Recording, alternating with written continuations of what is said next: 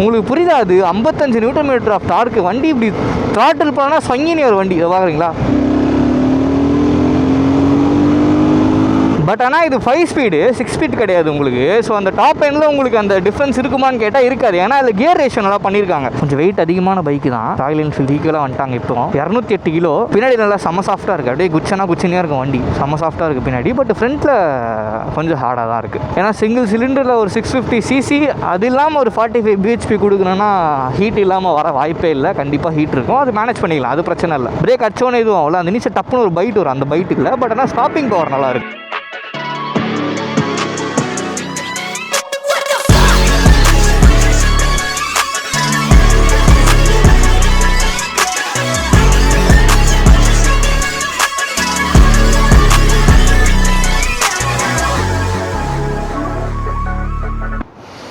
Hello guys, welcome back to our channel. நல்லா எப்படி இருக்கீங்க? தெரிதா என்ன வண்டின்னு? PSA scrambler 650. இன்னும் இந்த வண்டி யாருமே வீடியோ போடல. கடவுள் குத்த அதிர்ஷ்டம் அப்படி சொல்ல முடியாது. நம்ம மணி ப்ரோ ஜாவா அண்ட் SEல ஒர்க் பண்ணுறாரு. For the first time in Tamil PSA 650 scrambler நம்ம டெஸ்ட் ட்ரைவ் பண்ண போகிறோம். எப்படி இருக்குன்னு பார்த்துடலாமா? நீங்கள் இந்த சேனலில் புதுசாக இருந்தீங்கன்னா, என் பேர் ரமேஷ்.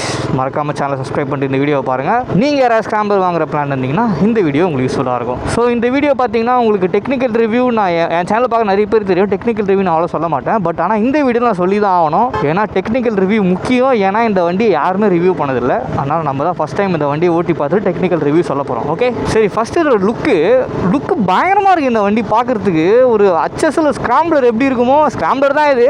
ஆனால் பார்க்க ஒரு ஸ்க்ராம்பிளர் எப்படி இருக்கணுமோ அந்த மாதிரி இந்த வண்டி இருக்குது. நீங்கள் பேர் 650 பார்த்துருக்கீங்க ராயல் என்ஃபீல்டு, அது இந்த மாதிரி இருக்காது. அது ஸ்க்ராம்பிளர் மாதிரி இருக்காது பெருசாக பார்க்க. பட் ஆனால் நல்லா தான் இருக்கும் பார்க்க அந்த வண்டி. இந்த வண்டியாக டிபிக்கல் ஸ்க்ராம்பிளர் அந்த லுக்கு அப்படியே உங்களுக்கு எடுத்து கொடுத்துரும். ஸ்க்ராம்பிளர் தான் உங்களுக்கு பைக் பிடிக்குன்னா இந்த வண்டி கண்ண முடியும் போகலாம். அப்புறம் இந்த டிஸ்பிளே ஸ்பீடாமீட்டர் வந்து நீங்கள் ஜாவா அண்ட் ST பைக்ஸில் பார்க்குற அதே ஸ்பீடாமீட்டர் தான் உங்களுக்கு. அதில் எந்த டிஃப்ரெண்ட்டும் இல்லை. அதே மாதிரி உங்களுக்கு speedometer, RPM gauge, fuel indicator, அது எல்லாமே வந்துடும். டைமு அது எல்லாமே வந்துடும் உங்களுக்கு. அதில் குறை சொல்கிற மாதிரிலாம் இருக்காது. நைட்டில் நல்லா விசிபிளாக தான் இருக்குது. அதெல்லாம் ஒன்றும் பிரச்சனை இல்லை உங்களுக்கு. நெக்ஸ்ட் இதில் இன்ஜின் அங்கே தான் வரணுமே முக்கியமான விஷயம். ஒரு 652cc single cylinder engine 45 bhp and 55 Nm torque produce பண்ணுது. சொல்கிறது புரியுதா? சிங்கிள் சிலிண்டர் 650னா ட்வின் சிலிண்டர் இன்ஜின், இது சிங்கிள் சிலிண்டர். அதனால் உங்களுக்கு டார்க் பயங்கரமாக இருக்கும். 55 Nm ஆஃப் டார்க்கு. உங்களுக்கு புரியுதா? அது 55 Nm ஆஃப் டார்க்கு. வண்டி இப்படி த்ராட்டில் பண்ணால் சொங்கினி ஒரு வண்டி. இதை பார்க்குறீங்களா?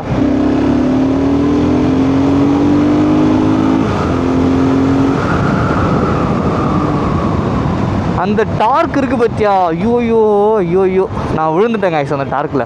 லோ அண்ட் டார்க்கு பயங்கரமாக இருக்குது. வச்சு பயங்கரமாக புல் பண்ணுது வண்டியே சரி உங்களே சரி. அந்த ஹேண்டில் பார் டைட்டாக பிடிக்க வைக்குது உங்களை. அந்த அளவுக்கு புல் பண்ணுது வண்டி. சான்ஸே இல்லை.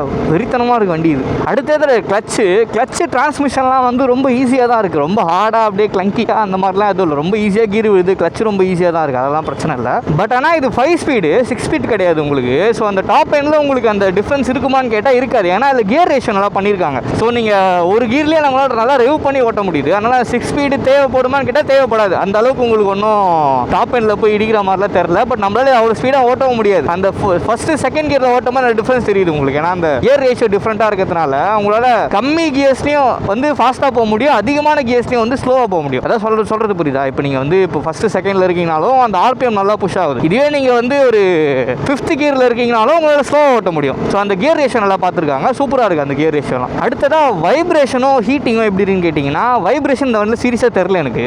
அதாவது 650cc இருக்கிற டிபிக்கல் வைப்ரேஷன் ஏன்னா சிங்கிள் சிலிண்டர் அந்த பஸ் ஃபீல் ஆகும் உங்களுக்கு. பட் ஆனால் வைப்ரேஷன் பாதர் பண்ணுற அளவுக்குலாம் வைப்ரேஷன் கிடையாது. அந்த அளவுக்கு ஒன்றும் வைப்ரேஷன் ஒஸ்ட்லாம் இல்லை. இதில் நல்லா இருக்குது. வைப்ரேஷன் இல்லாமல் வண்டி சூப்பராக இருக்குது உங்களுக்கு. உங்களால் ஈஸியாக ஓட்ட முடியுது. அதெல்லாம் பிரச்சனை இல்லை. ஹீட்டிங்னு கேட்டிங்கன்னா இது லிக்விட் கூல்ட் இன்ஜின் தான். அதனால் பெருசாக ஒன்றும் ஹீட் தெரில. இப்போ ஓட்டின வரைக்கும் எனக்கு பெருசாக தெரில. பட் சிட்டியில் கண்டிப்பாக ஹீட் தெரியும் உங்களுக்கு. டிராஃபிக்கில் 100% ஹீட் இருக்கும். ஏன்னா சிங்கிள் சிலிண்டரில் ஒரு 650cc, அது இல்லாமல் ஒரு 45 bhp கொடுக்கணும்னா ஹீட் இல்லாமல் வர வாய்ப்பே இல்லை. கண்டிப்பாக ஹீட் இருக்கும். அது மேனேஜ் பண்ணிக்கலாம். அது பிரச்சனை இல்லை. அடுத்து டேங்க் கெப்பாசிட்டி 12 லிட்டர்ஸ் வரும். மைலேஜ் அப்படி இப்படின்னு பார்த்தா கூட ஒரு 30 வரும்னு வச்சுக்கோங்களேன். ஒரு 25 to 30 வரும். ஏன்னா 650cc அவ்வளோதான் எக்ஸ்பெக்ட் பண்ண முடியும். பெருசாக ஒன்றும் இருக்காது. ஒரு 12 லிட்டர் டேங்க் கெப்பாசிட்டி ஒரு 25 to 30 ஈஸியாக வரும் உங்களுக்கு. அது பிரச்சனை இல்லை. ஸோ லாங் ரைட்ஸ்லாம் போகிற மாதிரி இருந்தாலும் பண்ணலாம். பட் ஆனால் அடிக்கடி நம்ம பிரேக் எடுக்கிற மாதிரி இருக்கும் அந்த ஃபியூல் பிரேக். வேறு ஒன்றும் இல்லை உங்களுக்கு. அடுத்ததான் ஹேண்டிலிங்கு வெயிட்லான்னு கேட்டிங்கன்னா, வெயிட் வந்து 208 கிலோ. கொஞ்சம் வெயிட் அதிகமான பைக்கு தான். ராயல் என்ஃபீல்டு ஈக்குவலாக வந்துட்டாங்க இப்போ. 208 கிலோ. பட் ஆனால் ஹேண்டிலிங்லாம் குறை சொல்கிற மாதிரி இல்லை. ஈஸியாக இருக்குது வண்டி ஓட்டுறதுக்கு. அப்படியே நல்லா பெண்டு போட்டு அஜைலாக இருக்குது உங்களுக்கு. அந்த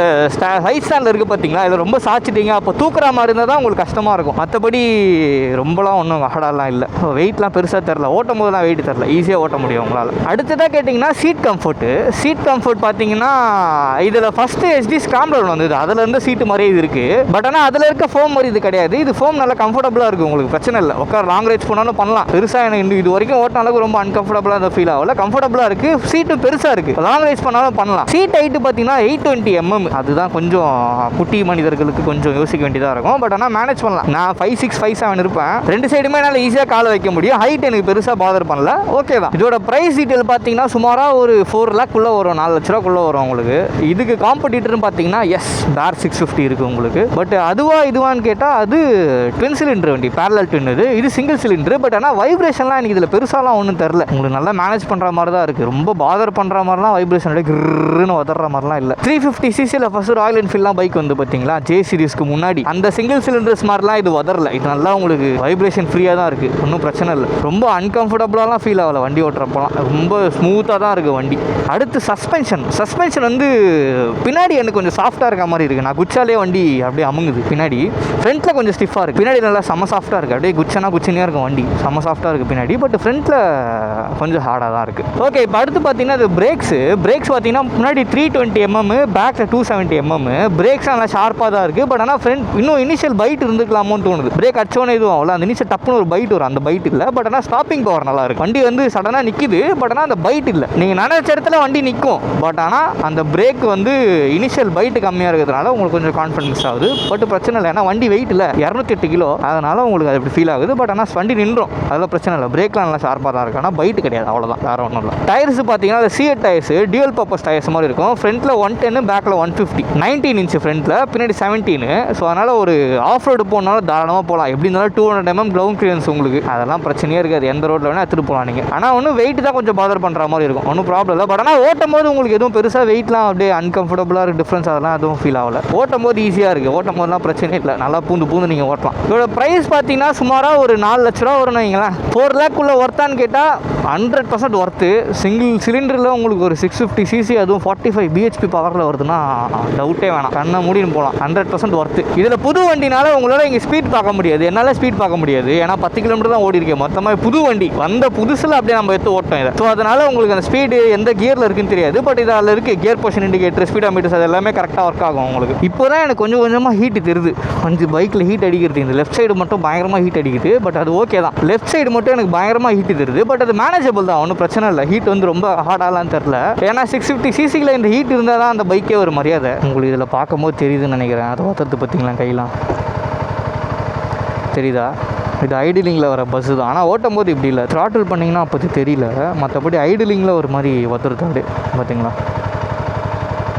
ஏன்னா சிங்கிள் சிலிண்டர்லாம் உங்களுக்கு அந்த ஃபீல் இருக்குது, வேறு ஒன்றும் இல்லை. பட் ஓகே தான், வைப்ரேஷன்லாம் ஒன்றும் பிரச்சனை இல்லை, மேனேஜ் பண்ணுற மாதிரி தான் இருக்குது. ஓகே கைஸ், அவ்வளோதான், இந்த வீடியோ முடிச்சிக்கலாம். ஏன்னா புது வண்டினா நம்ம ரொம்ப நேரம் ஓட்ட முடியாது. இதை நம்மளுக்கு கொடுத்த மணி ப்ரோக்கு ரொம்ப ரொம்ப நன்றி. உங்களுக்கு இந்த பைக்கை டெஸ்ட் ட்ரைவ் பண்ணணும்னா நீங்கள் பெசநகரில் இருக்க ஜூப்ளியன் மோட்டார்ஸை காண்டாக்ட் பண்ணலாம். வண்டியை ஓட்டி பாருங்கள், உங்களுக்கு பிடிச்சிருந்தா புக் பண்ணலாம். மணி ப்ரோன்னு இருப்பார், அவர் வந்து டேரெக்டாக விசிட் பண்ணுங்கள். ரமேஷ் சொன்னேன்னு சொல்லுங்கள், உங்க நல்லா பார்த்துப்பாரு, ஒன்றும் பிரச்சனை இல்லை. ஓகே, இதோட நம்ம வீடியோ முடிச்சிக்கலாம். ஸோ இதே மாதிரி உங்களுக்கு வேறு இன்ட்ரெஸ்டிங்கான வீடியோலாம் பார்க்கணுன்னா நம்ம சேனலை சப்ஸ்கிரைப் பண்ணி வச்சுக்கோங்க, உங்களுக்கு ரொம்ப ரொம்ப யூஸ்ஃபுல்லாக இருக்கும். அண்ட் இன்னொரு முக்கியமான விஷயம், உங்கள் வீட்டில் ஃப்ரெண்ட்ஸ் அண்ட் ஃபேமிலி யாராவது பைக் யூஸ் பண்ணுறாங்கன்னா ஹெல்மெட் போட்டு ரைட் பண்ண சொல்லுங்கள், டிராஃபிக் ரூல்ஸை ஃபாலோ பண்ணுங்கள். ஓகே, இதோட அடுத்த வீடியோவில் மீட் பண்ணலாம்.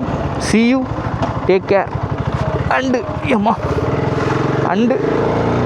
bye bye.